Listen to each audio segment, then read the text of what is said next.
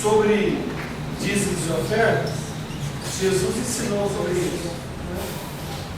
E é inclusive um dos textozinhos de hoje sobre política, que nós vamos ver no final. Nós vamos fazer um jogo aqui hoje para saber o que Jesus fez sobre essas coisas, né? Mas sobre dinheiro, sobre dar, é muito interessante.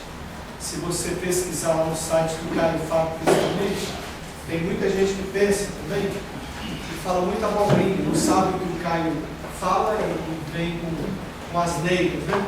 Sobre igreja, sobre dízimo, ele não concorda com tudo, não é verdade. Pelo contrário, ele fala assim, que dízimo tem?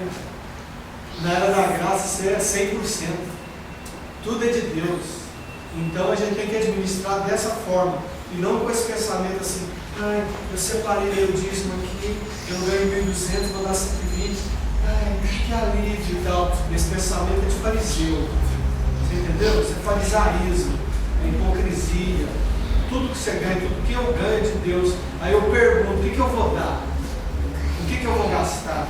Aí Deus fala, o dízimo, ele foi só, no Velho Testamento, para treinar o povo de Deus a desapegar. Entendeu como é que é? E também não é igual o Valdemiro falando, tem que dar trízimo. Não é isso não. É tudo que você tem. Aí você pergunta para Deus, e como o Leandro também, a gente tem que ser generoso. Ver uma pessoa, ajudar o outro e tal, porque essas continhas não servem para servir a Deus não. Até onde eu entendo, né, a palavra de Deus é bem mais ampla. Hoje então nós vamos falar um pouquinho sobre Jesus e a política. Você acha que Jesus se envolvia muito? Você acha que ele ficava assim, Jesus era neutro em alguma coisa? Você acha que Jesus era neutro? Assim em cima do muro? Fazia meio de campo? Você acha que, é claro que ele tinha o jeito melhor de falar, ele não era como eu, que às vezes ultrapassa no falar, né? Ou como outros que faltam falar, ou outros que ficam no meio de campo assim, só para fazer meio de campo com os outros e agradar todo mundo. E gente boa, né? Tipo o Cristóvão Buarque, aquele que é um dos políticos que eu admiro, lá de Brasília, né? Mas ele é bem assim, em cima do muro, né? O Pedro Simões já é mais rasgado. São dois que eu admiro muito lá no Congresso Nacional, né? Então, mas tem gente que sempre pensa que agrada a Deus ficando assim, não vou falar, o que vão pensar, tá? Aí fica fazendo meio de campo com homens. Jesus não era assim, nunca foi.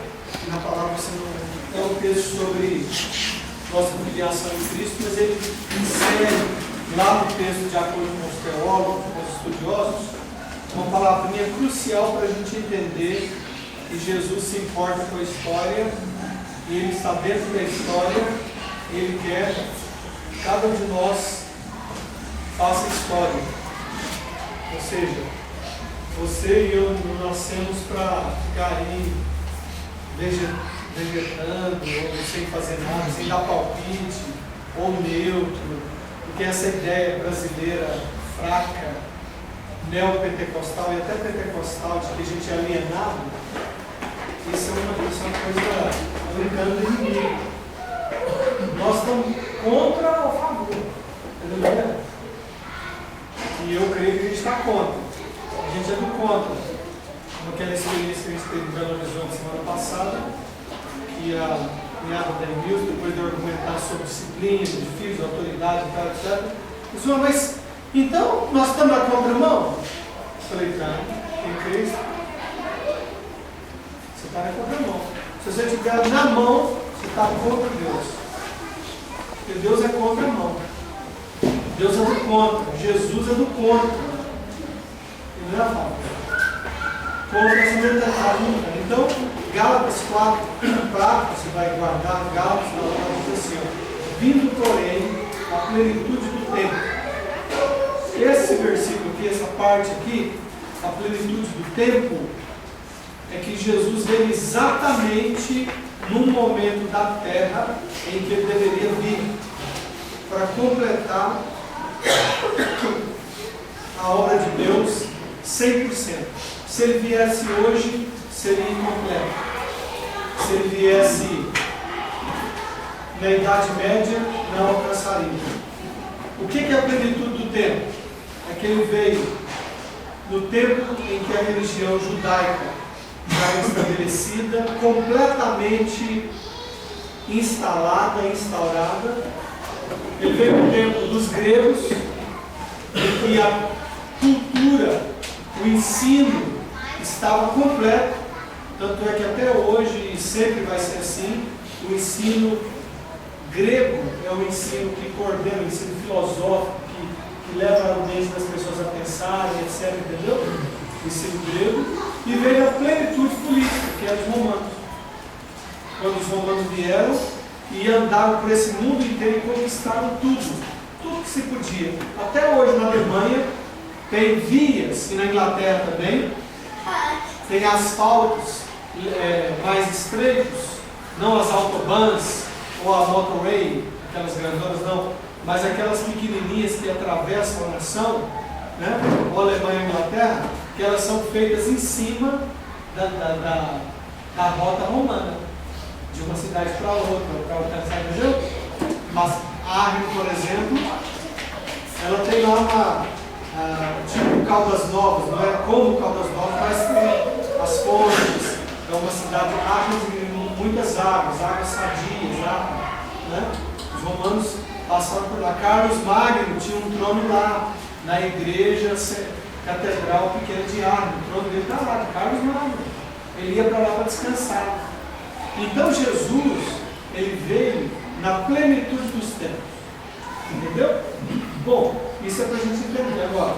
O seu grupo, por exemplo, Jefferson, o que você achou assim? Fala um pouquinho sobre o que vocês acharam de Jesus e a política. Argumenta um pouco do papo. Vocês estão ouvindo aí atrás? Não. Eu questionei todo mundo aqui se todo mundo sabia o que significava a palavra política, porque eu não sabia. Nós temos várias ideias, alguns conceitos e preconceitos em relação a isso. Eu pedi para o Neto pesquisar, ele olhou para mim. Segunda definição, política é a arte ou a ciência da organização e da administração de estados e nações. Baseado nessa definição, todo o discurso de Jesus é político. Tudo que Jesus falou, todos os evangelhos, tirando alguma história, ou algo que até chegar nele, ou algo que estava contando sobre alguém, ou ele estava dizendo como deveria ser feito o reino dele, qual ele é o rei, como deveria ser administrado, como deveria ser vivido, o que deveria ter sido feito, ou então ele estava tratando de coisas naturais, como pagamento de imposto, como divórcio, como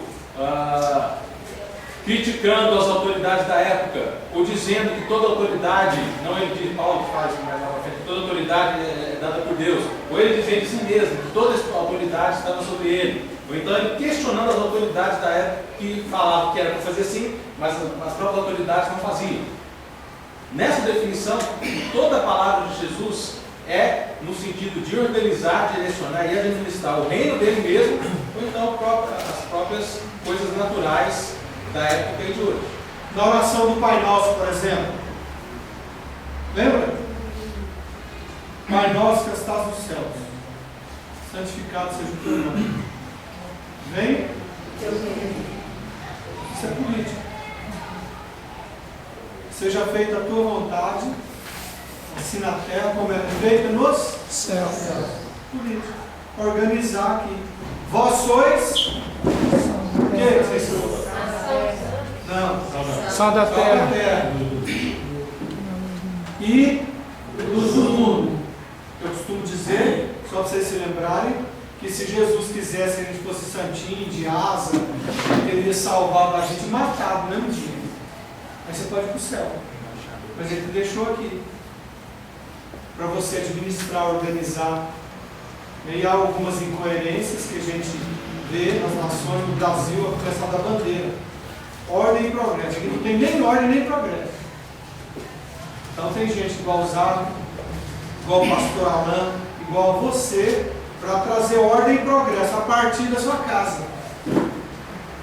Se você perguntar para a Emilce, quando nós começamos no nosso casamento, a gente passou muito aperto. Passa de vez em quando também, mas hoje em dia que Deus deu a nós, fisicamente, espiritualmente, de alma, administração, vida, filhos, uma netinha agora, tal, a gente construiu, a gente melhorou a nação.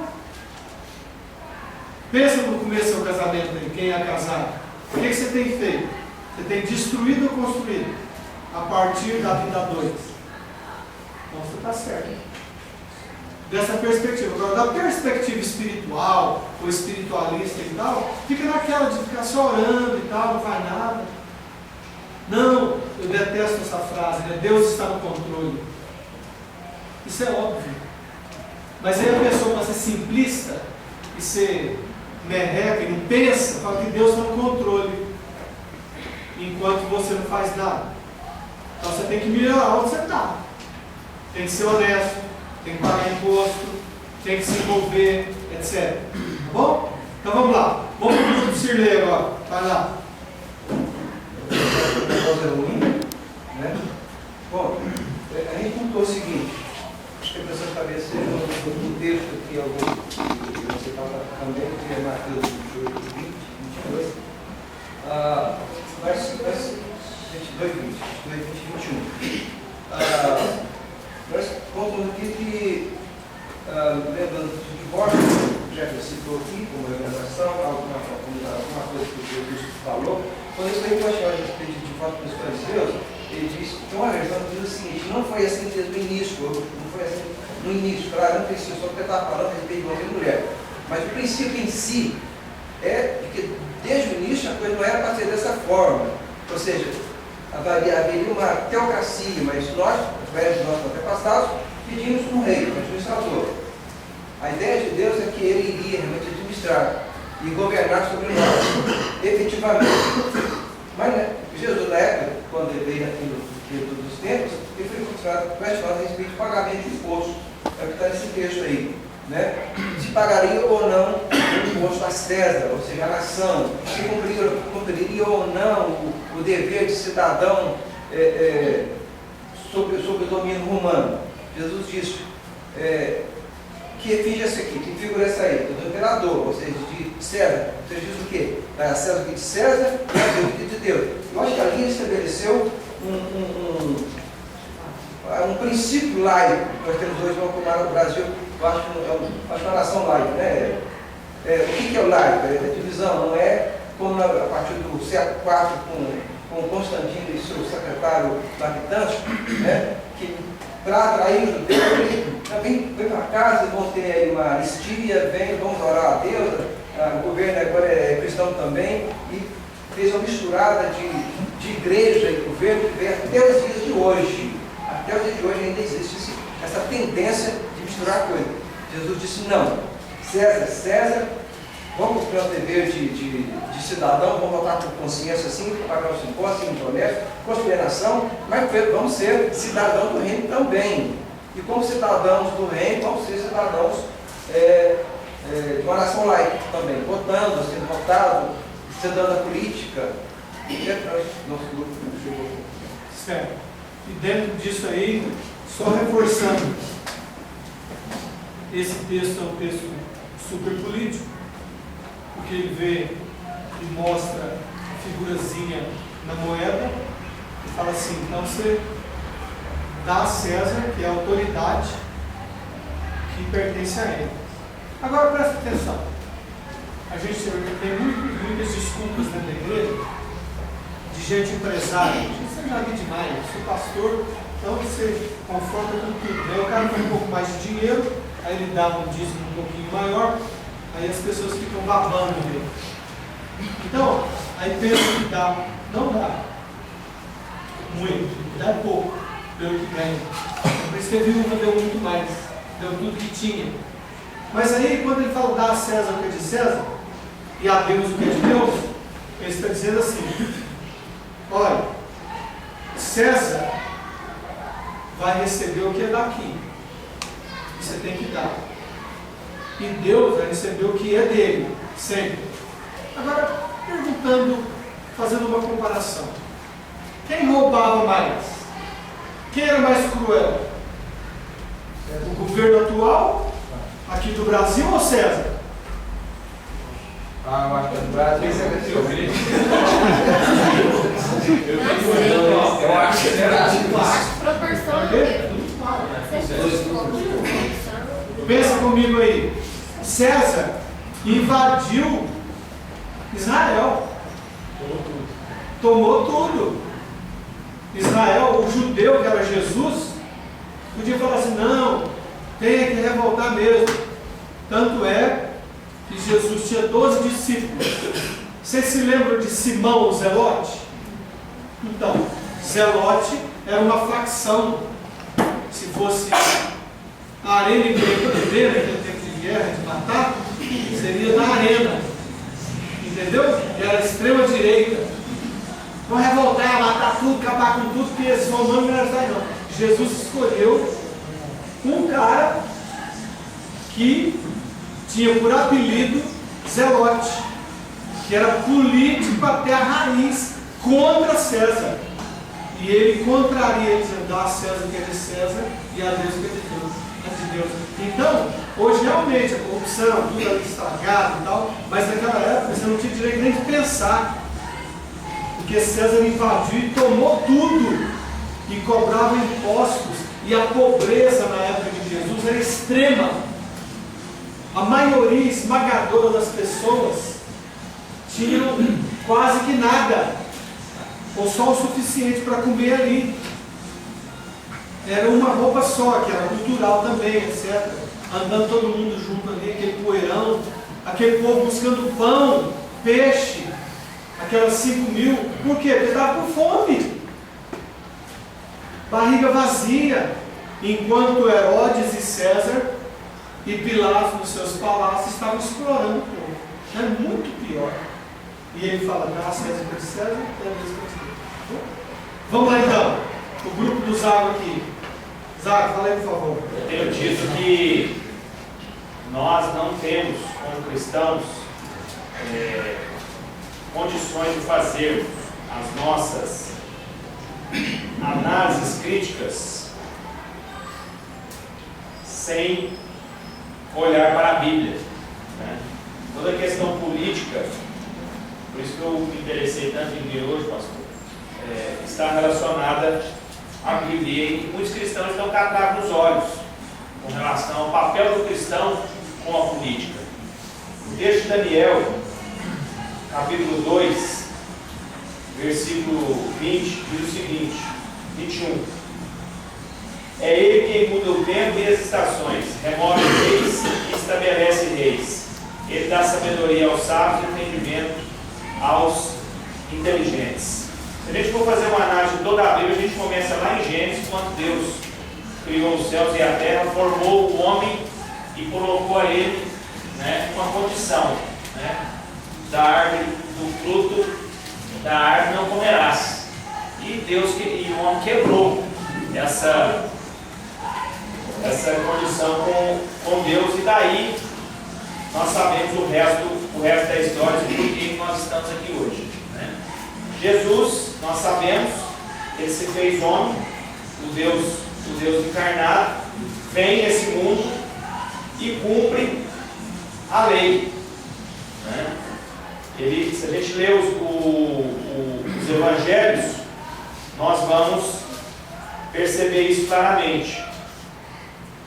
E lá no livro de Mateus, capítulo 4, quando Jesus é tentado, né? O diabo chega para ele, leva ele para um monte e diz, né? Mostra-lhe todos os reinos e diz para ele, levou ainda o diabo a um monte muito alto, mostrou-lhes todos os reinos do mundo e a glória deles, e lhe disse, tudo isso te darei, se prostrado me adorares. Ou seja, você vai ser governador, você vai ser rei de todos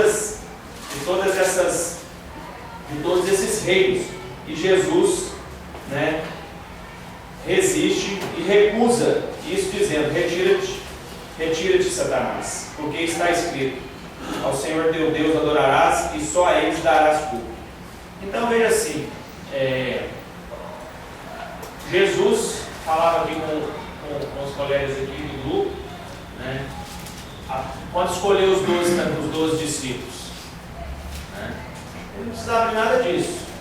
Né? Mas escolheu os 12, um diferente do outro, com vários problemas, cada um deles, mas os escolheu e fez a política para que cada um cumprisse parte daquilo que ele veio para poder fazer nesse mundo. Então, assim, guardadas as devidas proporções, nós fomos chamados para ser diferente, para tentar fazer essa diferença, como Cristo fez.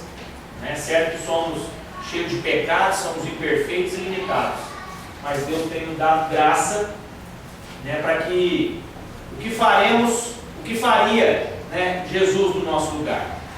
Então esse deve ser o nosso alvo, o nosso propósito. Vamos errar? Obviamente, né? Mas com o coração arrependido, tentando acertar sempre. Esse é o nosso objetivo. Então, pastor, creio firmemente, né, que Jesus realmente foi o maior político de todos os tempos. E se pegar a explicação do irmão, nós vivemos em sociedade, somos regulados por leis, temos que respeitar essas leis e as suas autoridades, como Jesus fez. E se a gente for caminhando para a Bíblia, quando Jesus é crucificado, o que Pilatos fez, né? lavou as suas mãos, e Jesus, calado, cumprindo aquilo para o que ele veio fazer aqui. Então, eu vejo que tudo está relacionado com a política. Cabe a cada um de nós fazermos essa análise e essa interpretação. Né? Então, assim, essa questão dos impostos também nós comentamos aqui, né? Mas volta no que a gente disse no início. Né? Jesus veio para poder cumprir a lei que a sociedade estabeleceu, né, de forma política. Né? Os homens se organizando e regulando a sociedade que nós vivemos. Não esqueça que Jesus é, nesse contexto, rei. Entendeu? Rei. Eu costumo dizer que os ingleses interpretam muito melhor isso do que nós, porque eles têm rainha. E é interessante, o David Marshall, ele é um homem de Deus que vocês conhecem. Quando se fala na rainha, ele tem assim, um cuidado todo especial para falar our queen, nossa rainha. É um respeito violento. Mas isso é inglês que entende, o brasileiro não entende. Não vou nem explicar, não entende. Mas Jesus é rei. Rei manda, pronto, acabou, etc. Mas quando ele veio, por obedecer a autoridade também, ele fala, a César o que é de César, a Deus o que é de Deus, mas confrontava autoridades também. Quando ele diz a respeito de Herodes, ele vai estar ameaçando, não vai dizer aquela raposa, aquele safado, aquele canalha, aquele engolidor de gentes, aquele que não presta, vai dizer aquela raposa, o que eu estou fazendo, e hoje eu faço isso, faço aquilo, e no terceiro dia eu ressuscito. Está falando de Herodes, confrontando Herodes, que era rei, né, sobre os judeus. E quando em João, a gente deu até naquela quarta-feira pousada aqui, naquele almoço, quando ele está caladinho e Pilatos metendo pau, você não sabe que eu posso te soltar ou te prender? Assim, rapaz, ele responde, você não sabe que você não teria autoridade nenhuma se do céu não te fosse dado. Então assim, Jesus confrontava também. Vamos lá, Alice, seu grupo. Então, nosso grupo discutiu várias coisas, né? A questão da César que é de César, a Deus que é de Deus, a passagem do peixe também, né? Que é interessante que quando os cobradores de impostos chegam para Pedro, nem foi para Jesus, Pedro que andava com Jesus e perguntam, o seu mestre paga imposto? Pedro disse sim, ele paga. Então, assim, Jesus nessa obediência à lei, né? Apesar de toda a exploração da época. E aí uma coisa que eu reparei, que eu acabei reparando depois aqui folheando, é que quando Jesus está diante de Pilatos, antes da sua crucificação, Pilatos estava em cima do muro com medo, né, de não cumprir a vontade do povo e ser tirado da posição de poder dele. E aí Pilatos chega diante de Jesus e diz o seguinte: de onde você vem? E aí Jesus ficou o quê? Calado. Ou seja, a questão não é, diante de Pilatos, a questão ele não queria resolver ou explicar para Pilatos quem ele era. Mas, quando Pilatos perguntou o seguinte: você se nega a falar comigo? Não sabe que eu tenho autoridade para libertá-lo e para crucificá-lo? Aí Jesus fala, né? Ele diz: não terias autoridade nenhuma sobre mim se essa não te fosse dada de cima. Então, assim, o que eu queria destacar é que nessa questão política, Jesus deu a importância ao que era importante. Não estava na hora de falar dele mesmo, de onde ele vinha, quem ele era. Mas estava na hora de Pilatos cumprir o papel dele enquanto autoridade. Então, quando falou em autoridade, aí Jesus se posicionou. Mas antes disso, era como se ele não estivesse ouvindo. Né? Autoridade. Ótimo, palavra boa. Então, vai ficar com essas palavras aí. Política, autoridade, rei, impostos, tributos, obrigações, lei, tá bom? Temos ainda o Reginaldo, o Leandro e o Emerson. Reginaldo, vai. Nós falamos também sobre a questão do tributo, falamos sobre Herodes, e principalmente assim, nós conversamos porque o exemplo que Jesus deu, mesmo naquela época que era misturado religião, com poder, com rei e tudo mais, Jesus fez diferença aqui porque ele era um político de mente aberta. Igual lá em João 8, por exemplo, que juntou todo mundo lá, pôs a mulher adulta, e aí Jesus, a lei fala, tem que apedrejar, e aí? Jesus tranquilamente, diante da pressão ele não cedeu, mas aí o que ele disse? Mas só quem tem é captiva, e aí? Então assim, ele soube medir muito bem as palavras, medir o exemplo, aplicar a lei, e até onde que ela devia funcionar ou não. Por exemplo, lá em Mateus 6, quando ele fala o quê? Buscar em primeiro lugar o seu reino, sua justiça e tudo mais. Fala de rei também. Colocando o quê? Que a política, quando nós somos muito políticos, seja em casa, seja em vários lugares, cabe também. Mas administrar isso é o problema. Aplicar corretamente a lei. Porque eles queriam simplesmente, por causa da sua cultura, arrebentar aquela mulher. Aí ele aplicou a lei desde o princípio, o que Deus queria. Então assim, a política que nós temos hoje foi um marco a partir de Jesus. Porque até ali era lei. A partir de Jesus, aí veio a graça e tudo que nós sabemos sobre de política hoje. Certo. No Velho Testamento não tinha Esther, não tinha Daniel e tantos outros. Quem colocou esses homens e essas mulheres ali? Político. E todos figuras políticas fortes. Né? Essenciais para que o povo de Deus continuasse até hoje. Certo. Obrigado, Reginaldo. Valeu. Leandro, vamos lá, meu filho. A gente abordou tudo isso que vocês falaram e principalmente sobre o aspecto que Jesus estava vivendo na época, que eram uma posição muito difícil, humanamente falando, que era estar politicamente correto num contexto totalmente opressor, na ditadura, né, de Roma, como foi falado, e também a expectativa dos judeus, porque os judeus queriam alguém, um grande político, um grande libertador para tirar o povo desse marasmo político. Tanto é, Leandro, só abrindo parênteses, mais uma vez sobre Jesus. Ele entrou como rei em Jerusalém, lembram? Osana, a gente Osana ao rei e tal.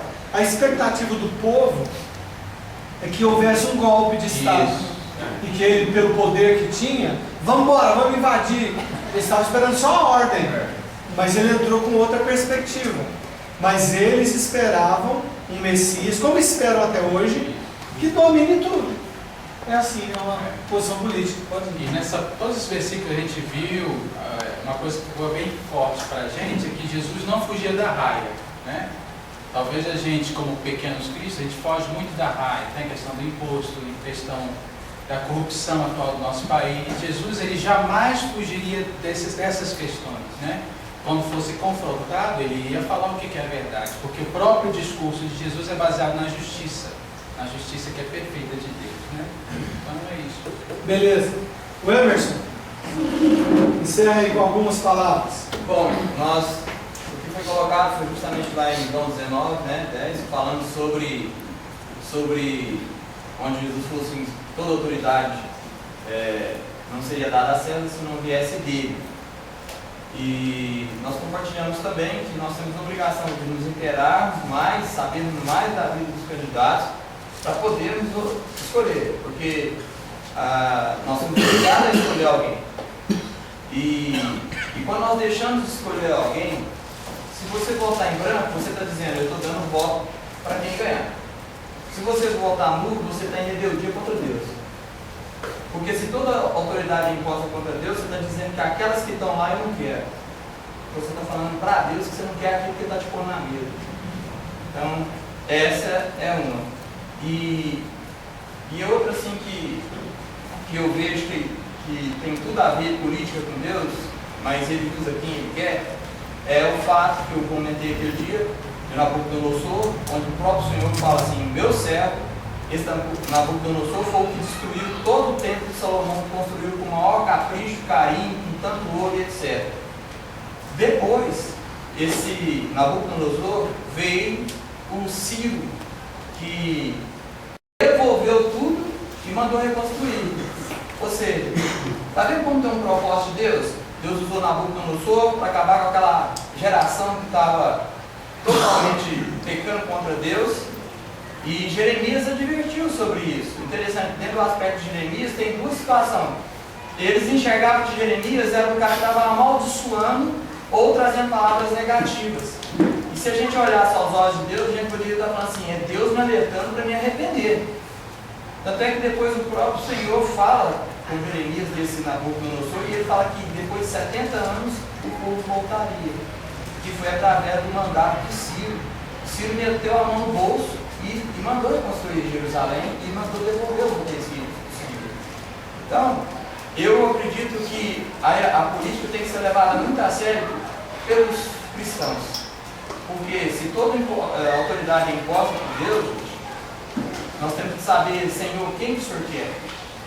Desculpa o Zaga aí, mas mesmo quando se tivesse em Fernandinho Beiramar, Alibaba, outro, você vai ter que escolher um. Não tem outro lugar. Agora, o que Deus vai fazer, também não importa. Porque é Deus que vai fazer. Nós somos barra na mão dele. Quero dizer uma coisa. Quando o povo foi para a Babilônia escravo, Jeremias recebeu ordem, Nesburagão, um nome esquisito desse aqui que eu não vou ler aqui, recebeu ordem de Nabucodonosor para falar, trata desse aí direitinho. Mandou tratar Jeremias com cuidados especiais. Ou seja, se nós estivermos dentro do propósito de Deus, mesmo que seja um Alibaba, se nós estivermos corretos com Deus, fazendo a vontade de Deus, eu acredito que nós vamos receber alguma ordem especial do rei para não colocar na gente. Se Deus assim quiser. Mas toda autoridade é imposta por Deus. Lembra aí, vamos acabar com essa frase aqui. Semana que vem continua aí nesse aspecto aí. Que se Deus der tempo e criatividade para nós vamos treinar vocês para ajudarem outros naquilo que você está ouvindo aqui. Você tem que espalhar essa notícia. Não é para votar em A, B ou C, não. É para ter uma consciência de que isso é muito espiritual. Toda autoridade é constituída por Deus, vem de Deus, mas nem toda autoridade é de Deus. Quando ele está lá, é perigoso ele se corromper, não é? Mas pode não se corromper, não é exato? Tem jeito, não tem? Vai sofrer tudo, mas a autoridade, do jeito que nós conhecemos o Zaga, ou conhecemos um outro mais próximo, tem gente que a gente não conhece que põe a mão nesse Uberlândia há muito tempo, no Brasil há muito tempo. Calma, calma. A mim não cabe, a não ser pagar o imposto que eu pago, não é? E denunciar, e falar aquilo que eu penso. Posso falar. devo falar, porque toda autoridade vem de Deus, mas nem toda autoridade é de Deus, até pastor, a começar de mim. Eu venho de Deus, mas e se eu não andar em Deus? Aí eu não sou de Deus. Naquela época que tiraram o Collor, todas as pessoas que empenharam para tirar o Collor, mesmo tendo tanto problema, todos eles tiveram um fim trágico, né? Eu conheci irmão dele, polícias, todo mundo. E quem não conhece a história, a maioria dos jovens aí não sabe nem quem que é Collor de Mello. Mas o Collor era Pintinho, perto da Dilma, viu? Pintinho, vamos ficar aí, vamos orar. Obrigado, Senhor, por esse tempo. Dê graça ao nosso coração, unge a nossa vida e ajuda-nos a sermos cidadãos brasileiros, cheios do Teu Espírito, trazendo o reino de Deus para essa nação que a gente ama tanto. Abençoe os nossos corações, as nossas mentes, os nossos corpos, para que façamos diferença no Brasil.